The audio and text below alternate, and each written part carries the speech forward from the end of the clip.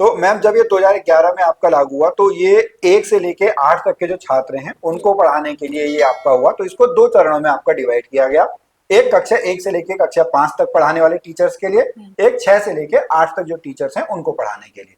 तो यहाँ पर अगर हम देखेंगे तो 150 मार्क्स का जो है वो पेपर होता है। अब फिर इसमें थोड़ा बहुत आपका जो है क्वेश्चंस में आपका अंतर रहता है कि सीटीईटी आपका जो है ये स्टेट में आपके अलग अलग है, सिलेबस अप्रोक्स सबका सेम है। अच्छा। कुछ टॉपिक्स आपके अलग अलग होंगे, बट हम एक नॉर्मल अगर उसकी बात करेंगे, अगर हम पहले जो यूटेट 1 या सीटेट 1 की हम बात करते हैं तो 1 का मतलब है कक्षा 1 से लेके कक्षा 5 तक के जो छात्र हैं उनको पढ़ाने के लिए। अब यहाँ पर जो है वो 150 नंबर का पेपर होता है और 5 उसमें सब्जेक्ट आते हैं। ठीक है, उसमें एक तो आपका जो है वो पेडागोजी आता है, चाइल्ड एजुकेशन पेडागोजी आपका आता है। दूसरा जो होता है उसमें लैंग्वेज 1 आती है।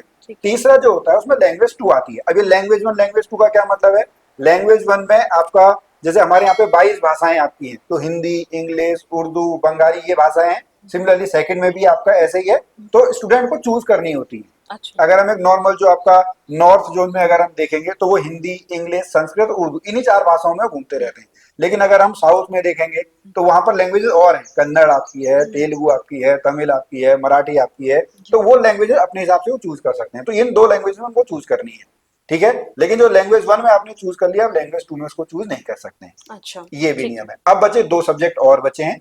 एक अगर हम आपका जो पेपर 1 है उसकी हम वहां पे बात करते हैं तो आपका मैथमेटिक्स पूछी जाती है, और उसके बाद जो चौथा आपका आता है वहां पे ईवीएस पूछी जाती है। ठीक है। पांचवा, तो आपके 5 सब्जेक्ट हो गए, 30-30 नंबर सबके हैं। तो इस तरीके से 150 मार्क्स का जो है पूरा पेपर हो गया। ठीक है, ये कक्षा 1 से 5 तक के लिए कक्षा था। 1 से लेके 5 तक का हो गया। पूरी वीडियो देखनी है तो नीचे दिए हुए लिंक पर क्लिक कीजिए।